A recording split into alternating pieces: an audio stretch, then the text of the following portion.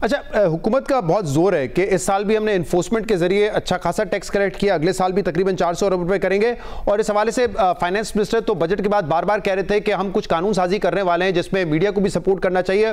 हमने देखा कि जब नेशनल असेंबली की कायमा कमेटी में वो गया या सेनेट की कायमा कमेटी में गया तो वहां पर इस पर बड़ी तनकीद हुई, जो FBR को पावर्स दिए जा रहे थे। अब उसमें वो कह रहे हैं कि कुछ अमेंडमेंट्स हमने किए हैं, बिलावल साहब भी कह रहे हैं कि इसका क्रेडिट पीपल्स पार्टी को जाता है। हमने बिलाल कानी साहब को जब पिछले हफ्ते इंटरव्यू किया था तो उन्होंने कहा था कोई ऐसी चीज नहीं है कि जहां पे पहले अगर जुर्माना हो तो उसको हमने तब्दील करके अरेस्ट पर तब्दील कर दिया हो, तो कोई हम ऐसा काम नहीं करने जा रहे थे। लेकिन बहरहाल हुकूमत ये भी दावा कर रही है कि हमने उसको थोड़ा सा लीनियंट कर दिया, यानी कि फ्रॉड के केस में इंक्वायरी स्टेज पे गिरफ्तारी नहीं होगी और जमानत का ऑप्शन भी होगा। तो क्या एग्जैक्टली चेंजेस हुए थे या अब होने जा रहे हैं? देखिए, एक सुप्रीम कोर्ट का मेरे ख्याल से जो फैसला आया था उसके तहत FBR के पास अरेस्ट के पावर्स नहीं थे जब तक के एक आदमी के ऊपर टैक्स की पेनल्टी साबित हो जाए और वो जुडिशरी से भी साबित हो जाए। ये नहीं कि एक कलेक्टर कस्टम या कोई कमिश्नर इनकम टैक्स आपको बोल दे कि आपने इतने टैक्स कम दिया है, बल्कि ये जुडिशियल प्रोसेस से भी निकल चुका, उसके बाद आप उसको अरेस्ट कर सकते हैं। वो फैसले के बाद इन्होंने ये कानून पहले जैसा कर दिया कि नहीं, जब भी इंक्वायरी हो वो अरेस्ट कर सकते हैं। अब इसके अंदर पाकिस्तान के हालात आपको देखने होंगे। मैं ये जानता हूं कि डिटरेंस के लिए अरेस्ट का पावर होना जरूरी है, लेकिन इसके साथ पाकिस्तान में ये भी हालात देखें कि पाकिस्तान में खरबों रुपए के नोटिस आते हैं और नोटिस के सामने 1% टैक्स कलेक्ट नहीं होता। मतलब 1 अरब रुपए का जो नोटिस आता है वो 1 करोड़ रुपया टैक्स जमा नहीं करता है। वो इसेंशियली जो आपको पता है कि वो अब्यूज ऑफ पावर होता है, वो रिश्वतों के लिए होता है। तो अब अगर आप एक 27-28 साल के AC असिस्टेंट कलेक्टर को, जो अभी एग्जाम पास करके असिस्टेंट कलेक्टर पहली नौकरी लगाए, उसको आप ये पावर दे देंगे कि आप मल्टीनेशनल्स के जाके CFOs को पकड़ सकते हैं, तो ये थोड़ी सी अजीब सी बात है। The only other organization that has a power to arrest people during investigation is NAB। तो हम एक और NAB तो नहीं चाह रहे ना जी।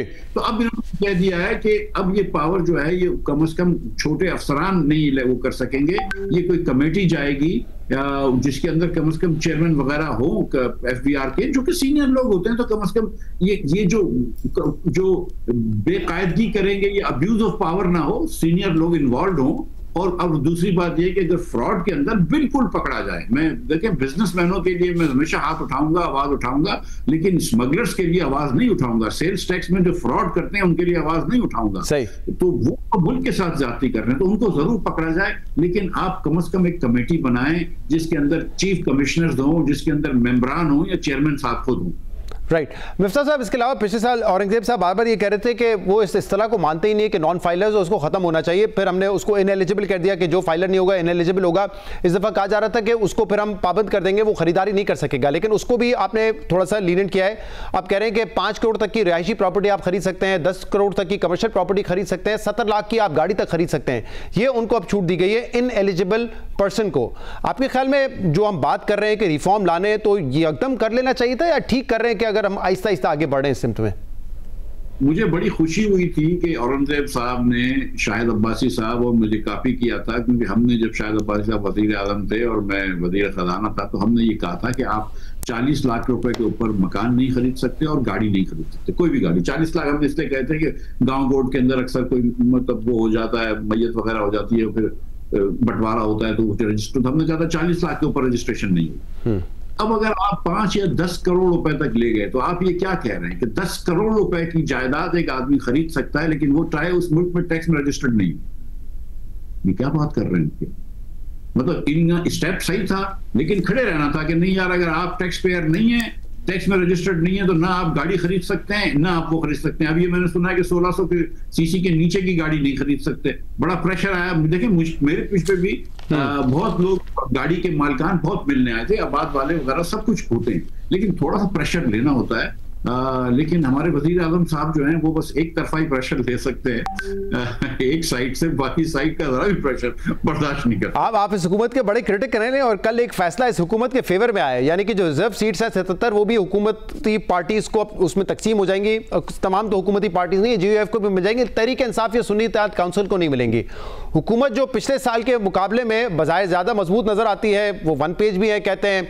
इनफैक्ट ख्वाजा आसिफ तो कहते हैं कि मुल्क की बेहतरी इसी में है कि एक हाइब्रिड रिजीम हो। तो आपको क्या लग रहा है, ये हुकूमत अगले 3-3.5 साल मजीद मजबूत नजर आ रही है और ज़्यादा सीटों के साथ और ज़्यादा ताकतवर होगी? देखिए JUI की गालिबन 3 सीटें हैं KPSMD से, उसको 5 एक्स्ट्रा सीटें मिलेंगी। जो मुस्लिम लीग की 5 सीटें थी उनको 8 सीटें मिलेंगी। मुझे किसी ने पूछा कि अवाम पाकिस्तान में इलेक्शन तो नहीं लड़ा था, लेकिन 2 सीटें